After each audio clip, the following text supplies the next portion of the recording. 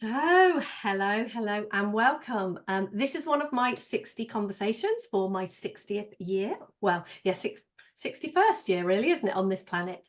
And today I have got the absolute delight and pleasure to have the lovely Dr. Linda Pettit with me. I have actually met Linda in person when she was over one time for one of the London conferences. Yeah, we had a brief conversation. You were over with Bill, and it was really, really lovely. You know, that it's so nice to be in person with people. But when we can't be in person, this is the next best thing. There's Zoom. There's Zoom. Right, right. Absolutely, absolutely. So just in case there is anyone who doesn't know you who's watching this, Linda, will you just give us a bit of an introduction to who you are, what's going on for you, and let's dive in and see what inspiration comes out of our time together. That sounds good. I'm Linda Sandel Pettit, and the my most recent accomplishment, I guess, is that I finished and published a book called "Leaning into Curves: Trusting the Wild Intuitive Way of Love," and that just released last week, actually. And I'm really excited about that because it's sort of a culmination of my life's work and something I really enjoy talking about, the wild, intuitive way of love. And I'm working on a second book that I hope to have to market by the end of the year that is currently called Brilliant. Wow. Um, How Love Turns Straw into Gold. Mm. And I'm really excited about that project. So I'm writing, and but for the last 40 years I've been a psychologist, therapist, and a mentor, spiritual mentor.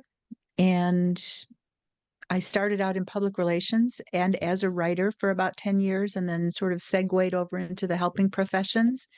Was there for the duration. About 20 years ago, met and married Bill Pettit, who is a well-known and acclaimed teacher of the three principles understanding that I know you know of and share, Deborah. And when I met Bill, I became someone who shared that, and that's been a really important part of my life. So yeah, very full life at age 70. I am not retired. I don't know what that means.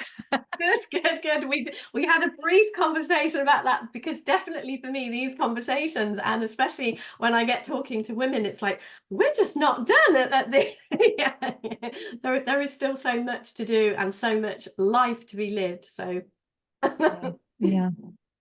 Yeah, I hope to live it to the full, however much I have, and Mm. I also am really enjoying this period of being a grandmother. I loved being a mother, and now being a grandma. I think they're my grandchildren are the loves of my life, and I'm very blessed to live right down the street from two of them who are 7 and 5, and they're very much a part of my life. I'm very grateful that my daughter Laura is willing to share them with me to the degree that she is. So yeah, that's kind of me. My husband, my daughter and her family, my grandsons, the rest of my grandchildren who aren't as close to me, and then the work that I do are really my top priorities. So we have quite a few things in common. So I have two daughters and a son, but my daughter Laura Uh-huh. lives about 10 minutes away from me, and I have two grandchildren. Oh, that's wild. And yeah, so That's wild. I have a boy and a girl, Zach, who is 5, and Olive, who is 3. Well, just come, she'll be 3 in a few weeks. So Oh, how they're beautiful. just they're gorgeous, aren't they? They're Yeah, absolutely amazing. They're just, I think every grandma thinks her grandchildren are the best, and they of probably course. are. And that's the way it should be. How Yeah. did you come to name your daughter Laura?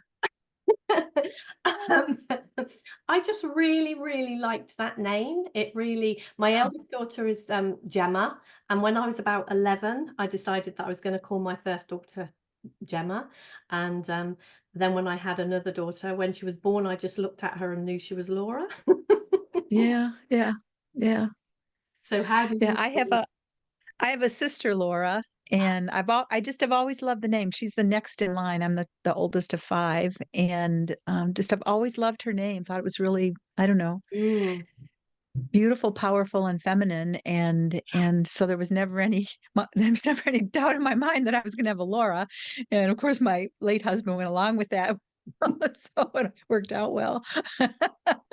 Yeah, Laura, even when I Mm, said my daughter Laura she's incredibly beautiful, and she is, yeah, very powerful, feminine, great mom, absolutely gorgeous. So yeah, yeah, yeah, absolutely. yeah, yeah. And then the other thing that I think we have a lot, I'm not a writer in the way that you are, but I really love like the intuitive way of love. I really see the power of love, because my backstory, just in a nutshell, I brought my three children up. I was in a very abusive, I managed to get into a very unhealthy relationship. Now I can see, since coming across the principles and coming, to this understanding, I can see how that happened. I can see who Mhm, I was, I can see who he mhm, was, and it doesn't look to me like it's not about blame or any of that for me anymore. It's just like, yeah, he was caught in a lot of unhealthy, insecure thinking, and so was I. And it was like, yeah, the two of us together, that was a disaster. mhm, And mhm, it was very, very tough for my children growing up, very, very tough. And then coming across the principles and learning to understand more deeply um, about love and showing up for my children. Like, I had this idea that I needed to fix them because of what they've been through and all of this kind of thing, but then just coming, and I still see that now, when, I mean, our children are always our children, aren't they? And they always have things, and mm. but Yeah. love seems to just be, it is so, so powerful. When I notice, when I fall into insecurity, and there's the just the feeling, and it's not, you just feel the manipulation, or this need for them to be something, or they need to be okay, or they need to be something. It's like, no, no, no, no, no, no, no, come back to just love. And Mhm. that's what makes the difference. So I'd love you to speak about what you see around love and its power. And But in a way, I really loved what you shared. It You expressed it, so much of it, in a nutshell, like the your awareness at some point that you are love, and love is creating, and you created something in a relationship that didn't work out well. It was for you. It was a dance that was difficult and painful and a struggle for both you and the other person. And then when you withdraw your projections in that and say, okay, I'm not a victim here. I was a part of this creation, and I have this incredible creative ability, which I call love, to recreate something new, because however that was serving me in the laboratory of life, it's complete. I'm ready to be complete with it. Then you're free to just really move on and not carry a lot of baggage, or not, and not expect the other person to carry a lot of baggage for something. And that frees everyone to sort of move forward and, recreate from love anew. And that's a really powerful story. It's a really powerful story. I was really fortunate that both relationships that I got into long term, my late husband Jim and my current husband Bill, they're both beautiful men, and very loving, compassionate, caring men. And a lot of my learning in both relationships has been about uh, not not getting caught up in my head, and and not even really about the relationship, but about life in general, not getting busy and anxious and frustrated and resentful and dramatic, and and ending up blocking or inhibiting the free flow of love in the relationship. One of the things I talk about in my book is that in my first relationship with my late husband, I nearly lost that relationship. We ended up separated for several years, and thankfully we're reconnected and reunited 6 months before he died in an automobile accident. And as I look back on it, I can easily see that both of us contributed to what happened. But I remember in that process thinking I was deeply attracted to this man and I loved him dearly. Where did love go when it felt like I couldn't feel it? Mm, What happened to it? And I remember thinking, and this was before I found the three principles understanding. I remember thinking, is love that capricious that it comes and it goes? That you can just have it and then you can lose it? Where's that beautiful feeling I had for this person? And and then when it came back in a moment of forgiveness that was so deep, so profound. And it was like all of a sudden it was back again. And I was equally mystified by that. How can it happen that it was just that easy? That mm, in a moment, in an instant, something shifted in my being and love was there again. What? How do you explain that? And I was on a real mission to understand that. And, I think it was because I was conscious and I wanted to understand that my life intersected with the three principles and with Bill Pettit. And I found the answer that, it was really simple. It wasn't rocket science that all of my thinking, all of the busy, busy thinking that I do and tended to do more then had just gotten in the way. And as I was paying attention to that thinking and me, the beauty of love just was invisible to me much of the time, and when it would come flooding through, because it did, I wouldn't know how to explain that. It was like a mystery, and then I'd navigate away from it again. So it's really beautiful to be where I am in life and have a much deeper understanding of that. And it doesn't mean that I don't navigate away from life or and love much of the time yet. uh but it's fleeting. I come back much faster. I know what's happening. And so I'm able to just get back to living from my source, from love, much more quickly, and to not judge myself for those moments when I navigate away.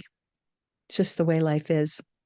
You know, in the Enlightened Gardener Revisited, there's a place where Sydney Banks, who had this understanding about the principle, says that we're always going back and forth between love and judgment, and we're always going to have these psychological viruses that are judging because, and this is what I love, he says, they're as natural as breathing. mm. They're as natural as breathing. Well, I don't have to think a lot about breathing, and so I don't have to think about the fact that my mind is often doing its own thing and going into judgment. But to know that that's all that's happening and that it's probably going to continue to happen. I jokingly tell my clients, but I'm not really joking, that I can foresee a day that I'm laying on my deathbed in a hospital somewhere or a hospice somewhere, and I'm listening to the beeping slow down, the life support machines, and thinking, oh, I'm about to jump the light. Fantastic. This is a little scary and having judgment about it. And so I'll be judging up to the last minute, but I also have a sense of deep calm that I'll know that that's all that is. It's just judging thinking that my brain is doing, and I'll be given everything I need from the divine thought system to make even that transition. Mm. So I find that really, really calming. I just love that. Yeah, it's it's so amazing that we get to be here having a human experience. And that's, Yeah. when you were talking there, what I was really hearing in that was, do you know what, we can do this human thing because we have this other thing that that makes it okay. And certainly, whether we understand it or not, we can do this human thing. And then, to me, it just, sometimes I pinch myself that I came across the principles, and that has made, what I have seen about everything, the relationship, how that worked with me. And I'm in a really beautiful relationship now, and how I can see Mm. how that is possible. Because exactly like you said, yeah, there are definitely moments when I kind of think, what am I doing with this guy again? And then you have these moments when you are so in love, you just kind of, it feels like it's coming out of my fingers and my toes, and every inch of me. And it's like, wow, yeah. And it is just like, both of those, I will have both of those experiences, and this seeing and understanding what it is, what's going on, and leaning Yeah. into that, yeah, the divine energy that, I don't know, it just really truly, that has definitely been something not new, but again, like what I've watched with you, it's almost like, it's like you've some new layers have come off, some new seeing have come for you recently, because I think that just Mhm. keeps happening, doesn't it? And for me recently, it's been like, oh yeah, I'm seeing again the divine element in this, oh wow, yeah, the divine energy that is always, it's like we're living here with a safety net or something. Yeah. Yeah. I remembered, it flashed into my mind, and I've talked about this before, a moment when I was at a small, it wasn't a conference really, it was a meeting with Sydney Banks, and there were a small number of people there, maybe like 16 people, like Shane Kennedy, who publishes the books in the Three Principles world and through Lone Pine Publishing. I think some of the inner circle around Sid. But interestingly, Candace Pert was there. Candace wrote the book Molecules of Emotion.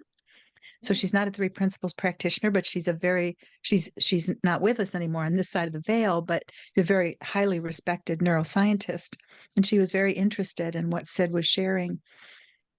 And that particular meeting, Sid was talking a lot about love and about the understanding of love that he was trying to share. And he was saying, as he had said to me a couple of times, people are getting so distracted in a way by the metaphor of mind, thought, and consciousness, and they're staring at my finger, which is pointing toward mind, thought, and consciousness, but they're not looking where I'm pointing, and where I'm pointing is to love. And I walked up to him and I said, you said I was trained as a psychologist, and I would say that the writer who had the greatest impact on what I see and think as a therapist was Carl Rogers. Carl Rogers was considered the father of counseling. There actually is a mother of counseling as well, who kind of got lost in the dust, as so often women do, and her name was Leona Tyler. But they spoke in similar ways with this incredible sacred feeling about helping. And so I said to Sid, I said, Carl Rogers often said that love was enough, Mm, that showing up in congruence and honesty and being in yourself and being not in judgment was enough to provoke a healing process in people. And Sid said to me, which was really interesting, he said, love is the answer, but love and understanding are enough. And I sort of like wish now, like, if I could roll back the projector to that moment, I think I would have sort of nailed Sid a little bit and said, well, what exactly do you mean by understanding? But I also had the feeling that, as I would have with him sometimes, that he had said what he intended to say. And that was it. It was up to me to sort of like sit with that for a bit. And so I did. I said, well, understanding, what is understanding? You mean understanding others? Understanding love, understanding self. But what I really saw eventually was understanding the principles, that when you understand the principles, you see the logic that they point toward, then you're able to stay more continuously in the flow of love. Otherwise, we have a lot of people out there through the years who've talked about love. I could cite, I probably have a half a bookshelf that is about the topic of love, going back to when I first got interested in it in my early 20s. mm, And but when you talk about it inspirationally, uh, that's a wonderful thing, and people can feel the rightness of it. But if they don't see something that helps them shift, mhm. then it feels real mysterious. Well, then they're like I was for so many years. Like, why does it seem like sometimes it's there and sometimes it's not?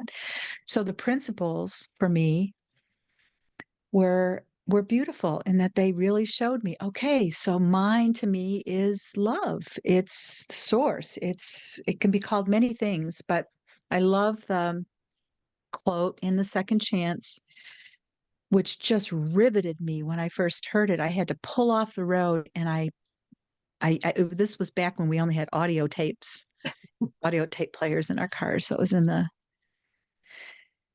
early 90s. And I or maybe it was late 90s. And so I played it over and over again until I memorized it, where he says, love is not just an idea.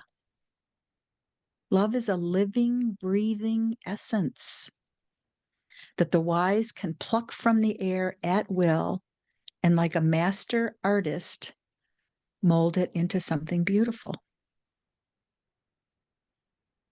Wow. And I remember listening to that and thinking, oh my gosh, it's a living, breathing essence. Okay, so that's what I think mind is, a living, breathing essence. And if I'm aware of it, I can work with it, I can align with it, I can understand it, I can be in harmony with it or not. And how does it work? It works via the principle of thought, that the thought, an evolutionary thought, the creative thought is pulsing through every one of us all the time, but we're also given that gift to use however we want to, idiosyncratically. And I can either think my way in harmony with it or think my way away from it. It's just my free will to do that. And that was like, oh yeah, understanding that is what helps me move what love is from just being a good idea, an inspirational idea, to a transformative understanding that allows me to create with it. Wow. I love You that. know, I Mm. one of the things, and then I'll stop, that has really been helpful to me recently is when many in the three principles world know that Bill and I um, saw Steve Hardison for some coaching, and he's become a dear friend. I just have tremendous admiration for him. And I was in a meeting with him where he said to me, I'll give you $1 million, Linda, if you can give me a half a cup of love. I suspect the guy has $1 million, and that if I could come up with a half a cup of love, I'd be $1 million richer, which would be okay with me. Yes. Let's give it a go, shall we? And then he said, and I'll give you 2 million if you can bring me a half a cup of fear. Mm. And I was really struck by that. I think one of the things that Steve is a master of is metaphor. And I was struck by that metaphor, and I thought, oh, so often I'll be walking around and I'll be feeling love. Like I can sit here and I can look at you, Deborah, and take you in and sense you and feel love for you. And I think that's important because I think that we are energetically connected. I do think that the who we are, the field of who we are, extends beyond our bodies, and that we can sense each other energetically. A lot of research actually pointing in that direction. It's not just a subjective thought anymore. It's actually an objective understanding. But if I don't do anything with that, it sort of is a living, breathing essence, but it's not fully creating from its potential. But the minute I reach out and I say to you, Deborah, I love you. Deborah, I love your energy. I love the way you show up. I love the way you're watching me right now and listening to me with such attention and such respect. And I feel that. I feel that in my heart. Some, do you feel that? Do you feel something start to happen in you? I do. I do. Yeah. It's like we're seen. Yeah. And I didn't make that up. I truly, truly sense the beauty of you, and how respectful and just holding you are of the person in front of you, and the compassion and interest you bring to the conversation. So when I acknowledge that and see that and share that, you know yourself. Mm. And I literally create you as the divine being that you are. And when you do that with me, you did that with me the minute we got in our conversations and said, "Oh, I can't believe I'm getting this chance to talk with the lovely Linda Pettit," right? And right away, I felt myself sort of light up. Wow, this person thinks I'm lovely. I do. It's true. It's true. Yeah. And I felt created in that. And I just have so much more awareness these days. Thank goodness for Steve's metaphors and his power and his willingness to share what he sees. The insight is, yes, it's mine, but he pointed toward it and helped me sort of look beyond what I already knew and go through another portal of understanding. It was like, oh, yeah, love, that living, breathing essence. That's what Sid was talking about when he said the wise can pluck love from the air at will, and then, like a master artist, mold it into something beautiful. Mm. That we all of us, every single one of us has the option to create from that place. And when we do that, we'll create beauty. Well, if we don't understand that innocently, and I have done this innocently, I document it open heartedly in my book, that innocently I created resentment. Innocently, I created conflict. Innocently, I created drama. Innocently, I created, Me you too. know, suffering. Yeah. Yeah. Yeah.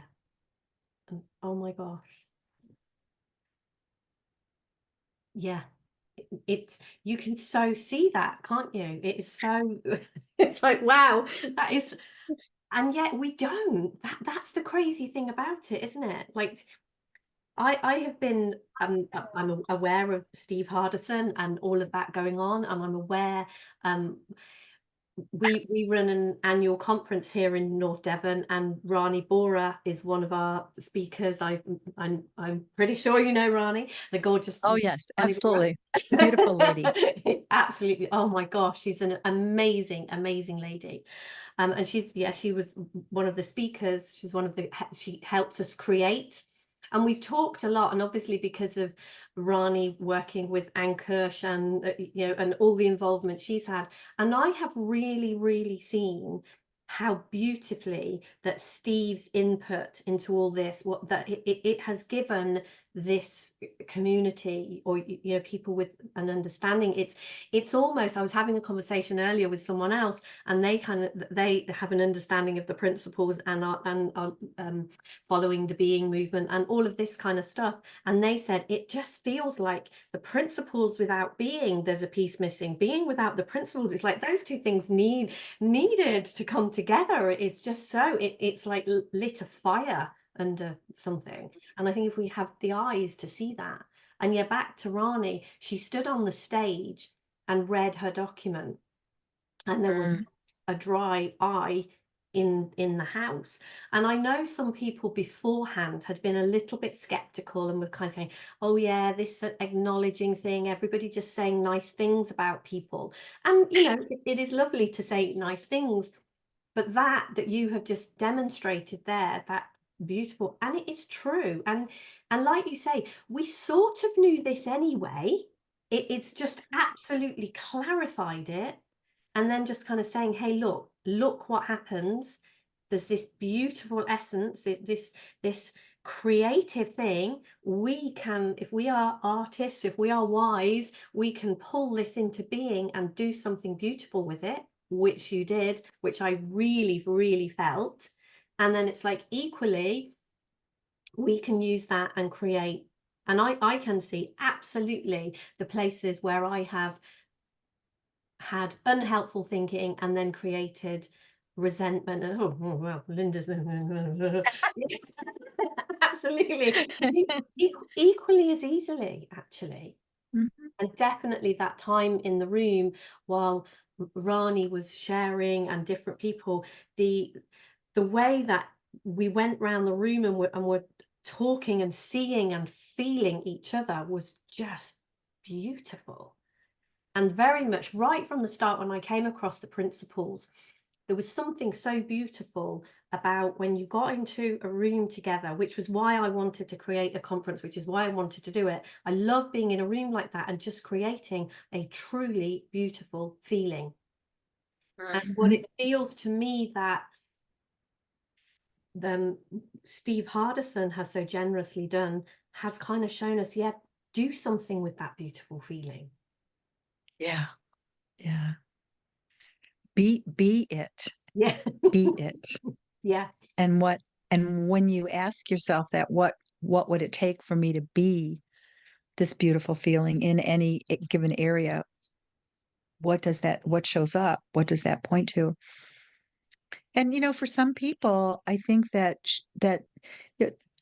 Steve makes the point that you can be being in anger with your spouse or partner, and then the phone rings and someone you haven't talked to is on the phone, and all of a sudden you have this surge of excitement and sense of connection with them, and you say, "Oh my gosh, I'm so glad to be seeing you." And then you've shifted your being. Yeah. You've shifted, and it's instantaneous. Yep. And for some people, I think that metaphor, it just clicks a little differently and a little better than shifting thought. Yes. Yes. Yeah. And then seeing the role of thought often supports ongoing shifting and being. So yeah, I absolutely agree with you. There's a beautiful uh just a beautiful connection between the two things that I don't find at all incompatible, or it to me, the litmus test for everything we look at, and I think Sid articulated this beautifully, is, does it need lead to greater lightheartedness? Does it lead to greater feelings of self-love, other love, and love for the world? Does it have the quality of sort of a simplicity, that you see something and something clears, and insight is more able to move forward for you? So who is anyone to judge where that truth is going to come from for another human being? After we Bill and I sat with Steve as as clients, and then later as more some friends, he pointed us to a book called The Way of Mastery, Mm. which is very beautiful, and it's about the channeled teachings of Jesus. So it's about the Christ consciousness, and I'm working with a group of women who are going through that book right now, including a Jewish woman who just says, when I because of my background and my training, when I think about Jesus, it's hard because I don't think of Jesus as offering much. Yeah. and and yet, knowing that that's thought and that's culture and that's belief, and she can embrace that and feel a resonance with that, still gives her an openness to say, where are these teachings pointing? That's the most important thing, not who is pointing, but where are they pointing? And when I get pointed in that direction, what happens for me? Well, what's happening for me is a deeper, more beautiful feeling. Okay, so that's trustworthy. So I've been studying the Way of Mastery now, and I am Christian. I was raised Christian, so it's very easy for me to get next to the Christ consciousness, and to also know that Sydney Banks talked about it very early in his Enlightened Understanding. He just said it's another name for mind. But then, interestingly, my journey led, as I'm going through the Way of Mastery, someone says to me, "Have you ever heard of something called human design?" I'm like, "No, haven't. What's up with that?" And so I look at human design, and I've been floored by a couple of insights I've had about myself that have, despite all of my study, have been mysteries to me. Why do I do that particular thing? Why do I work that particular way? And it's like another piece of the puzzle just like collapsed into place. Now, I'm not suggesting that anyone go out and study human design. It's actually, there's a fair amount of complexity to it, which isn't that appealing to me. But it's interesting that my journey, my intuitive journey in the way of love, just took me there I look at it, I touch it, my heart opens up, I see something really beautiful, and I accept it, I embrace it. And that's the test. It opened me up more to love, self-love. A very big piece of self-love clicked into place, self-understanding, and then I move forward with that. And if that releases me more to love in the world, then again, who's to judge it? Mm. I love that. The thing that I think is really helpful to me is knowing that if I start to explore something, because I'm a scholar, I love learning, I'm always open to new things. If I start exploring a particular thing and I feel my energy going down and it feels like it's getting real heady and I'm getting that's not, no, I'm not going there. It's got to be coming from the intellect, or it's just not the thing that's going to speak to me. Mm. I love that the three principles point in the direction of universality. What is universal to all of us, that we are all conscious creators, we all are sourced in mind, love, wisdom, whatever you want to call it, and we're all going home. That this is a spiritual journey, and we all have the wisdom we need inside to go through this life and enjoy it. I love where Sid says on one of the videotapes, heaven is not a place. State of mind. Heaven is a state. Heaven is a state of mind. Heaven is here now. Mm. That alone transformed my life. Wow. Heaven is not this thing I'm striving for. Heaven is right here, right now. What does that mean to me? And and yet I also honor that we are all so different. Yeah. We're all so different that not one of us has the same fingerprint. Not one of us has the same voice print. And nor will anyone ever have the same fingerprint, the same voice print. Is it possible that not anyone will ever have the same soul print? Mm. Kind of makes sense to me.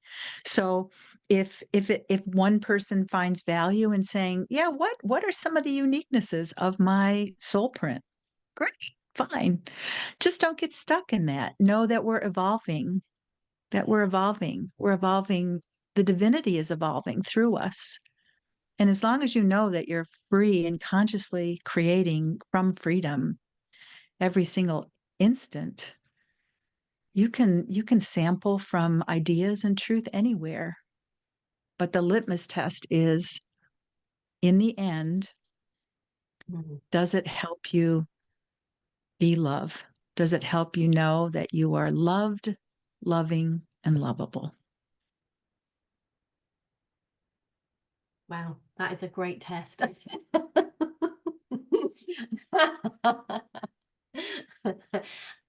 yeah, Mhm. I love all of that.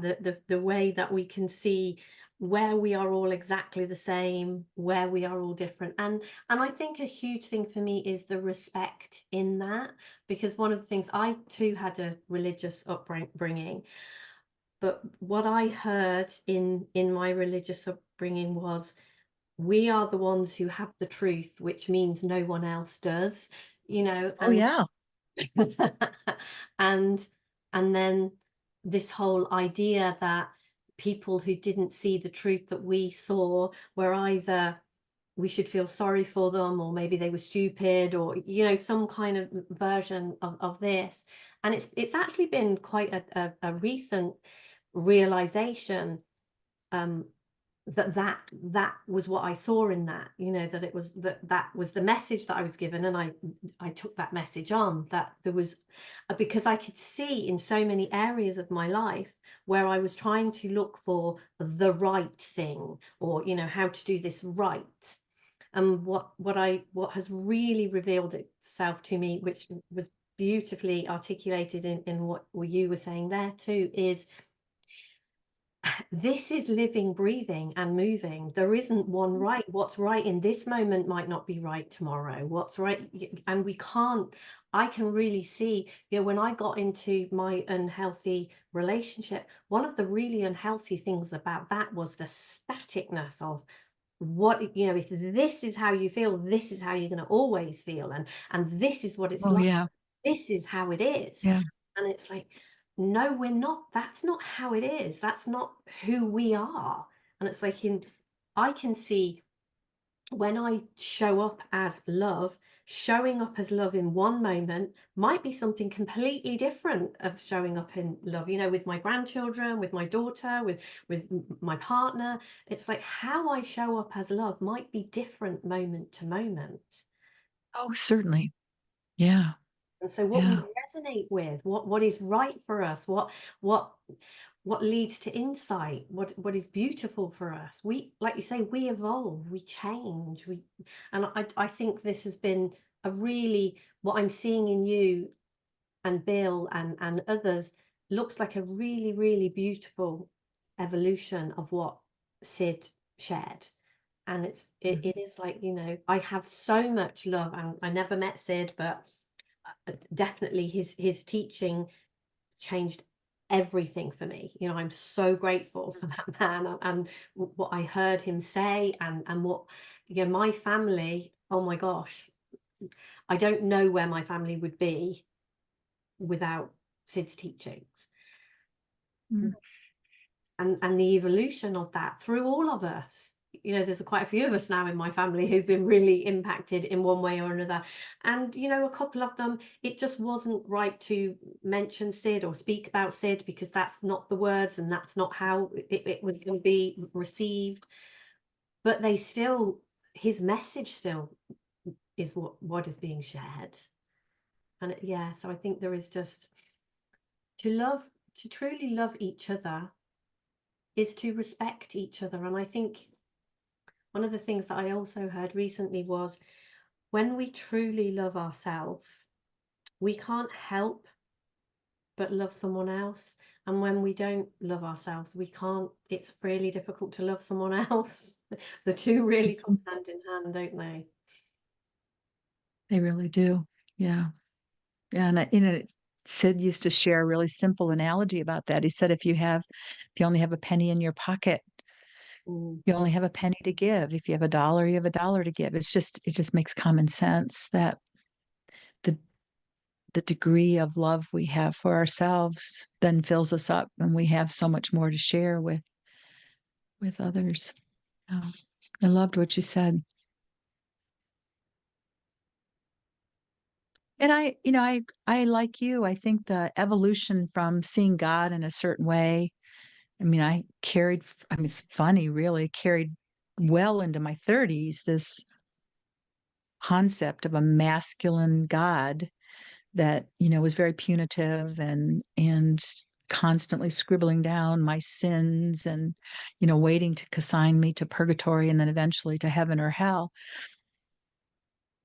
That innocently got handed to me when I was a child. But also, equally as a child, I kind of knew there was something that wasn't right there. I talk about that in the book. There's just persistent sense that I would hear about that God, and then I would hear about this God that was all loving, all Yeah. knowing, all caring, all embracing. And that felt really right to me. And for me, that had a more feminine Mm. feel somehow. I was very drawn to that, very curious about that. And so began to follow that through my life and understand that more. And then when I found the principles and met Sid, it just all started to come together. Oh, this energy that we've called God is formless. It has no form. It's it's yeah, it's before thought. And yet it we can think about it however we want to, in whatever way, and that's what we're left with. We can never experience the truth fully directly on this side of the veil, but we can think about it however we want to in a way that, again, the test is love. If the way we think about it and the way we experience it takes us more in the direction of love, who's to judge that? Mm. But if it doesn't, if it takes us in the direction of separation and hatred and bitterness and resentment and judgment, then we're not talking about God. I think that's been one of the most beautiful pieces of the three principles understanding is finding my way towards something that I'd been looking for, which was this understanding of God that just makes sense, that is inclusive and beautiful and loving. And it's really interesting that as I look like at the way of mastery or the beingness movement, or the three principles movement, or even looking into this human design thing that I have been kind of intrigued by, they're all saying, every single one of them is saying that all of us have come through lineages. We've come through different lineages religiously, culturally, familiarly, but we are entering an age now where all of that is going to converge. And the boundaries between all those things are collapsing. Mm. And we are going to all understand the oneness. And it's coming very fast. You can feel that, can't you? You can feel like Yeah. people conversations, like it wouldn't have been all that long ago when this conversation would have been really, really out there, and yet now this is a common conversation. Like when I Yeah. was a child, you wouldn't have had conversations. I cannot imagine my mom having conversations like this. No, no, no. And yet, I don't know if you've had this happen. Sometimes when I talk about this, because I'm very optimistic and hopeful, and I see that world growing up all around me, and am so excited to be a part of it. And then I'll have someone say, "Oh, are you crazy? You don't live in the same world I live in. Do you not know we live in this world where there is the this conservative backlash, and there's the far right, and there's the far left, and there's all this division, and there's all this separation." And and my answer to that has been, well, yeah, there is that, but I know that what I'm conscious of and where I put my attention to is what's going to grow. So I make a deliberate decision to put my attention in this direction. But I also saw something recently that really fascinated me. It was just the other day, and it was a clip that someone sent me. I'm not sure who sent it, but it was a man talking about, you know, we were going to talk a little bit today about transformative change, and that's really what we are talking about right now. And one of the metaphors for transformative change has always universally across history been the butterfly, Yes. because all of us are kind of awed by the mystery of the fact that there's this little caterpillar, doesn't look like much, that crawls around, and then it goes into this chrysalis. And when it's in the chrysalis, if you open a chrysalis before it's ready to be a butterfly, what's inside is just mush, mud, just mud. And it doesn't look like much. And then out of that grows this beautiful butterfly. Well, how does that happen? How does that transformation happen? Well, I saw this little clip that was sent to me, and it's a scientist, and he's saying scientists have been curious about that. How does the caterpillar get to the butterfly? What is the process by which that happens? And so they've been studying it, really looking at it. And out of that has come an awareness that we have imaginal cells. Well, we'll stay with the caterpillar, but we also have these. The caterpillar has imaginal cells. They're cells that carry the full DNA imprint of what it is to be a butterfly. So they're hanging out as caterpillars, but they cells. And then at some point, the this thing starts to happen in them where the imaginal cells start to light up. And that process of what causes the lighting up is not something that is known. It is the mystery. It is that which grows the rose, right? But when those cells really start to light up, I thought this is the fascinating piece. The old caterpillar cells, the prevailing caterpillar cells, their DNA starts to resist the imaginal cells. Wow. It feels some sense of threat. These cells literally feel some sense of threat that I'm about to be overtaken. but it is the the disruption of the imaginal cells and the tension between the imaginal cells and the older caterpillar cells that helps the imaginal cells grow stronger. And they grow stronger and they grow more resilient. And then eventually they populate bigger and bigger where they take over the caterpillar cells. And then the butterfly is able to be born and flourish. And when I listened to that, and I didn't understand totally the scientific mechanism of it, but I thought, oh, that's such a beautiful metaphor for what's happening now and for what has to happen now. That we have these transformative forces, we have these resistive forces, but the resistive forces are what's helping all of us get stronger. And And I then can at some see point, that happens on a smaller level personally too, doesn't it? I can see that it does. when I look at what happened to me from where I was to where I came, there was definitely resistance. It was like I saw what was possible, and there was almost like, why are you just not going for what's possible, what is possible? But there was resistance from the old and what I had known and what had always been, the victimhood, that kind of stuff. There definitely was a pull, and it's like that. It's really weird, but actually hearing that story, and like in the Bible, when it kind of says as above so below, and whether whatever we see it, the same things, whether it's this big or whether it's this big, they're the same things going on. And it is like, wow, yeah.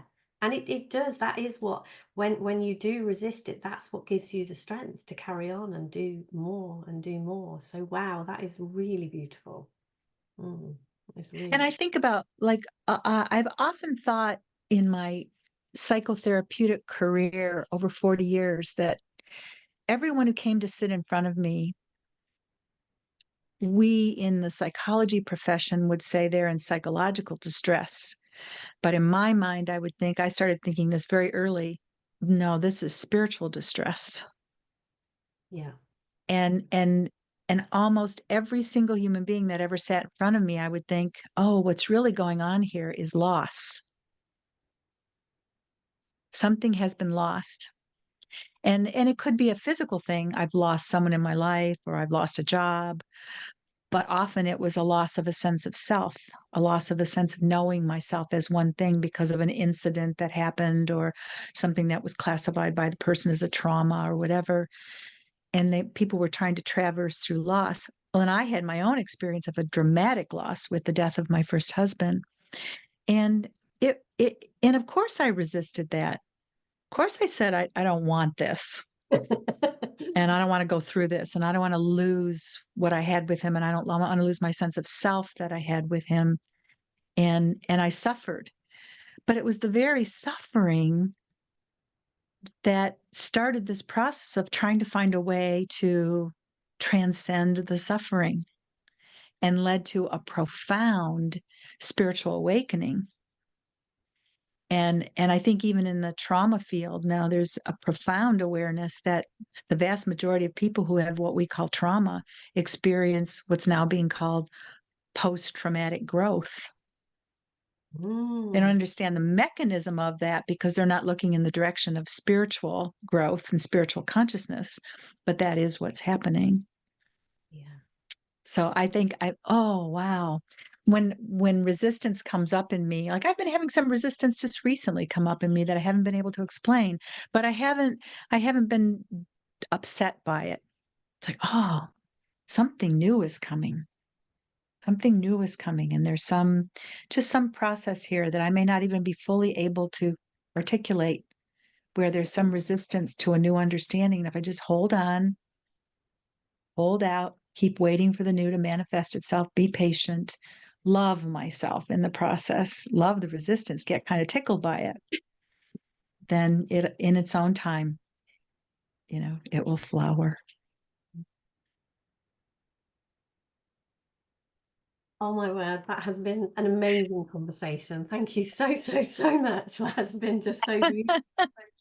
It So, has, it has. And I'm so grateful for the chance to get to know you a little better, Deborah. Thank you.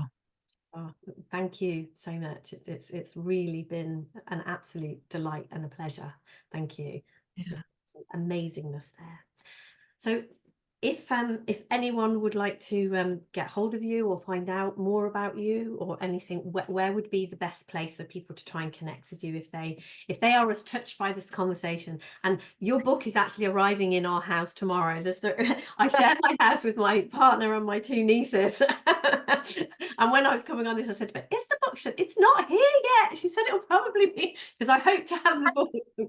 I'm actually reading George Pransky's book at the moment, so I want to finish that before yours gets here. So Beautiful, beautiful. Yeah, the book is a wonderful way. And the thing about the book that I don't even think I realized when I started writing it, it came as I finished it, was like Hannah Rosenblatt reviewed it for me, and I love Hannah. And she said something in her review that really struck me. She said, "This is more than the story of an individual life. This is the story of life itself." And I thought, oh, wow, that's my hope. And I included book circle questions at the back of the book. And it really wasn't until I wrote the book circle questions that I really had a full sense of, yeah, this is about my life.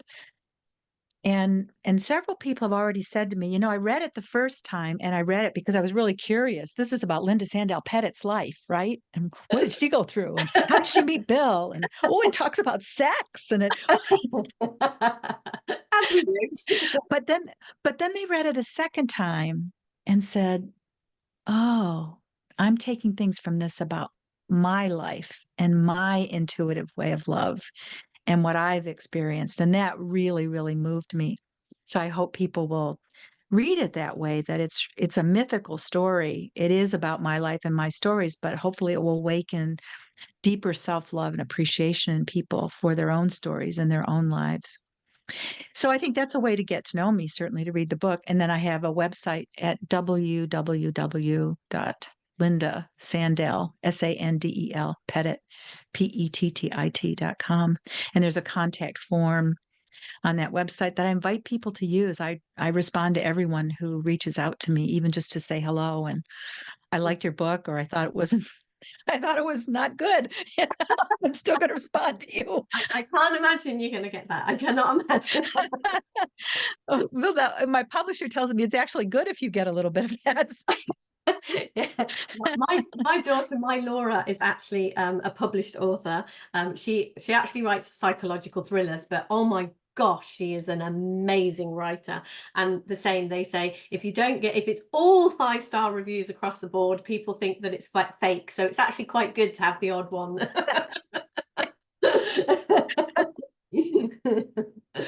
Uh, But yeah, so thank you. And honestly, so much gratitude. That was just beautiful. I got so much from that conversation. Thank you. Thank you, Deborah. Thank you. Thank you. Thank you. Thank you for the opportunity.